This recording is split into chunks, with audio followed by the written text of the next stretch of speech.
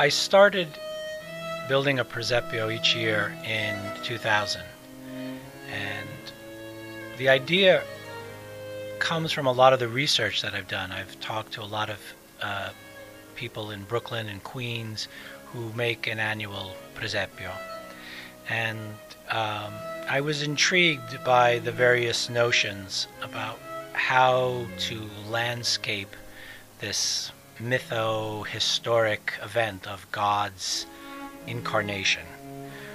I was intrigued in part because the things that people did in their homes in Brooklyn and Queens were very, very different from the official representation of the presepio by various organs of the Italian government, the Italian elite, and various Italian entities in general, which always wants to replicate this 17th, 18th, 19th century notion of a presepio, and not what people do in their actual homes. What they do in their actual homes, I think, is much more interesting than the frozen representation of the presepio that we often see in banks and universities and government hallways and rooms. And what people do in Brooklyn and Queens, and what they do in Naples, and what they do in Italy, and in various other parts of the country, is they personalize the nativity. They make it very much about a landscape that they remember, whether it's from their childhood, whether as immigrants, what they remember from where the hometowns that they left. And they personalize it by making the landscape very particular to their own autobiographies, and of course the figures that they include. And I thought that this notion of the presepio offered possibilities for a reimagined, not only Christmas, but I guess to a large degree, a reimagined Italian-American, Italian identity. And so, based on that research, as well as the research, as well as my own presepio that my father built when I was a child in the 1950s and the early 1960s, I took it upon myself to start building my own.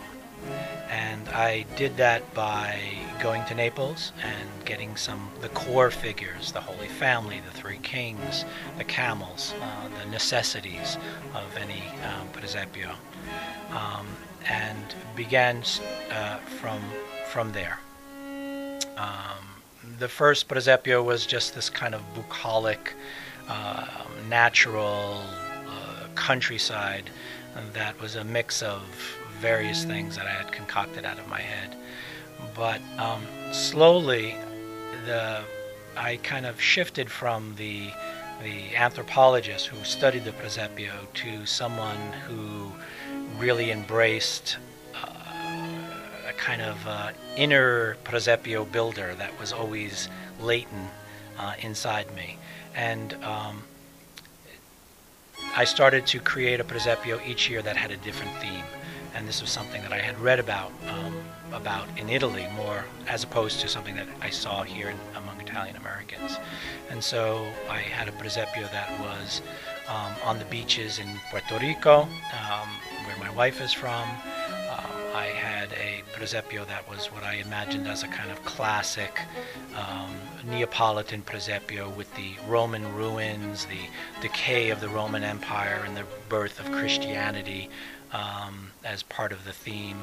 And I imagined the presepio as something that was displayed on the front yard of an American suburban home, and so that the presepio was sort of both its real fakeness and its fake realness, if I can say that, with the three kings marching up to the suburban home to come bring their gifts to the newborn Christ child.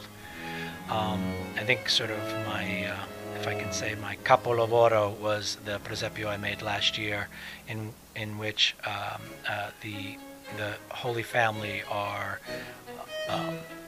homeless people who find themselves in the South Bronx of 1975 with burnt out and decaying apartment buildings and rubble and rubbish in the streets, and situating the Presepio in contemporary society.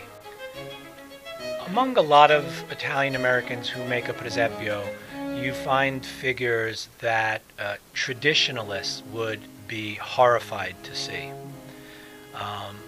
In part because they can't find all the figures that they need or want, and so they substitute them with figures that come from various countries, whether France and Spain or Latin America, or they almost invariably use cartoon characters like Jungle Book, Disney's Jungle Book, or Mickey Mouse or Snoopy, that are part of the Presepio, that they incorporate as part of their vision. And so this notion of a contaminated Presepio, of a impure Presepio, I found very, very intriguing, very exciting, very liberating. That I think, for me, opened up a lot of possibilities in my own Presepio, but of course also in my own research. Just that you think that something is in a certain way, but it's not. When you actually do the investigation, when you talk to people, when you do the ethnography as an anthropologist, as a folklorist, it's about listening to the people that you're studying. You realize that your preconceptions are just that, preconceptions and hypotheses that are usually debunked when you start to talk to people, or when you actually see what people do.